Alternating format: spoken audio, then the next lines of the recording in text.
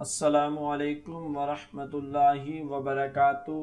ناظرین، آج ہم آپ کے لیے ایک نیا واقعہ لے کر حاضر ہوئے ہیں جو کہ بہت ہی خوبصورت واقعہ ہے۔ یہ واقعہ جس نے مسلمان سے وعدہ خلافی کی وہ ملعون ہے۔ کسی مسلمان کو کسی طرح سے بھی تکلیف و عذاب پہنچانا حرام ہے۔ تکلیف پہنچانے کے بہت سی ذرائع ہیں، ان میں سے ایک بات یہ ہے کہ کسی سے وعدہ کر کے اسے پورا نہ کیا جائے یا ایسا وعدہ کیا جائے جس کو پورا کرنے کی نیت ہی نہ ہو۔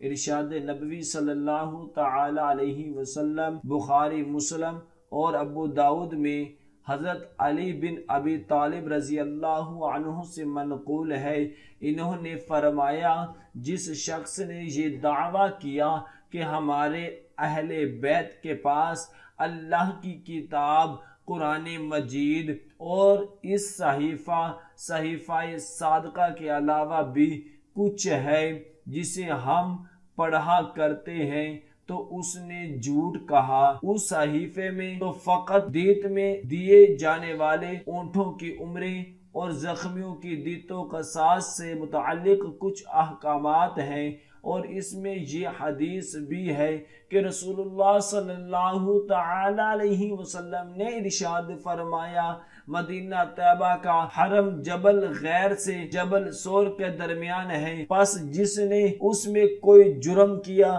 یا کسی جرم کو پناہ دی تو اس پر اللہ کی لعنت ہے، اور فرشتوں کی اور تمام انسانوں کی۔ اللہ تعالی قیامت کے روز کے نہ نوافل قبول کرے گا نہ ہی فرائض۔ مسلمانوں کا ذمہ ایک ہی ہے، ان کا ایک ادنا مسلمان بھی اس کے لیے سعی کر سکتا ہے۔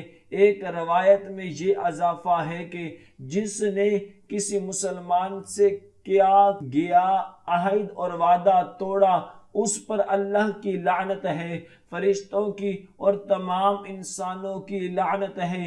قیامت کے روز نہ اس کے فرائض قبول کیے جائیں گے نہ نوافل۔ الحدیث کلمات کے معنی، صحیفہ چند صفحات پر مشتمل کوئی کتابچہ وغیرہ۔ حضرت علی رضی اللہ تعالی عنہ کی تلوار کے نیام میں ایک صحیفہ رکھا رہتا تھا جو صحیفہ صادقہ کے نام سے مشہور تھا۔ روافض نے اس صحیفہ صادقہ کے متعلق بہت سی باتیں مشہور کر رکھی تھی کہ اس صحیفہ میں حضرت علی رضی اللہ تعالی عنہ کی خلافت بلا فصل کے متعلق نبی صلی اللہ تعالی علیہ وسلم کے ارشادات موجود ہیں، اور نبی صلی اللہ تعالی علیہ وسلم نے حضرت علی رضی اللہ تعالی عنہ اور حضرات اہل بیت رضوان اللہ علیہ مجمعین کو دین و شریعت کے خاص اسرار و رموز بتلا رکھے تھے جو اس صحیفہ میں تحریر تھے، جن کے متعلق دوسروں کو کچھ معلوم نہ تھا، وغیرہ وغیرہ۔ بہرحال یہاں صحیفہ سے مراد وہی صحیفہ صادقہ ہے، یعنی اس صحیفہ میں کوئی غیر معمولی بات نہیں بلکہ دیت سے متعلق اونٹوں کی تفصیلات ہیں کہ کون سی دیت میں کون سے اونٹ دیے جائیں گے۔ اسی طرح کے کچھ دوسرے مسائل بھی ہیں۔ مدینہ طیبہ کے دونوں جانب کے پہاڑوں کے نام ہیں۔ صرف سے مراد نفل اور نفل عبادات ہیں، عدل سے مراد فرائض و واجبات ہیں، جبکہ ایک قول یہ ہے کہ ان کے معنی برعکس ہیں، یعنی کسی بھی مسلمان کو خواہ وہ ادنا درجہ کا مسلمان ہی کیوں نہ ہو یہ حق حاصل ہے، کسی کافر کو ایمان اور پناہ دے سکتا ہے، اور اس کی دی ہوئی پناہ تمام مسلمانوں کے نزدیک معتبر ہوگی، یعنی ایک مسلمان کا دوسرے مسلمان سے کیا گیا عہد توڑ دینا۔ تشریح و فائدہ، حضرت علی رضی اللہ تعالی عنہ نے اپنی ابتدائی بات کے ذریعے اس بات کی نفی فرما دی جو بعض لوگوں کے خیال میں راسخ تھی کہ نبی اکرم صلی اللہ تعالی علیہ وسلم نے خاص انہیں اور اہل بیت کرام رضوان اللہ علیہ مجمعین کو دین کے اسرار و رموز شریعت سے آگاہ فرمایا ہے کہ بقیہ ساری امت کو کوئی خبر نہیں ہے۔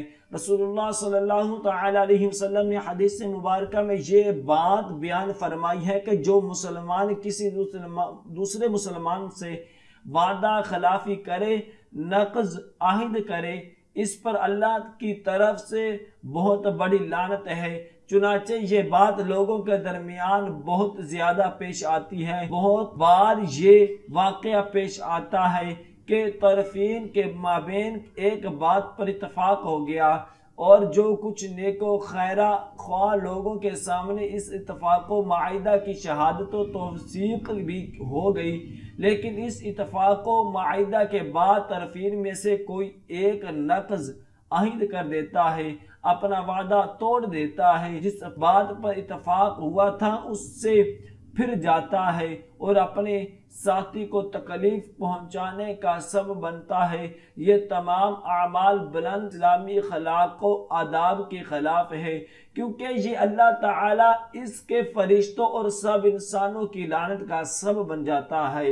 انہی اعمال کی بنا پر روز قیامت نہ اس کے فرائض قبول کیے جائیں گے نہ نوافل۔ پس ایک عقل مند اور صاحب حکمت و بصیرت مسلمان پر لازم ہے کہ وہ ان کی حدیث سے نصیحت حاصل کرے اور ان باتوں سے متنبہ ہو کہ کہیں وہ کسی ممنوع کام میں مبتلا نہ ہو جائے اور اسی کی وجہ سے وہ ایسی ہلاکت و تباہی کا شکار ہو جائے کہ جس کے بعد کوئی تباہی و ہلاکت نہیں۔ ہم اللہ تعالیٰ سے اس کے کرم و مہربانی اور عفو درگزر کا سوال کرتے ہیں۔ دعا ہے کہ اللہ تبارک و تعالی ہم سب کو ان کلمات پر عمل کرنے کی توفیق عطا فرمائے۔ صدق اللہ العظیم۔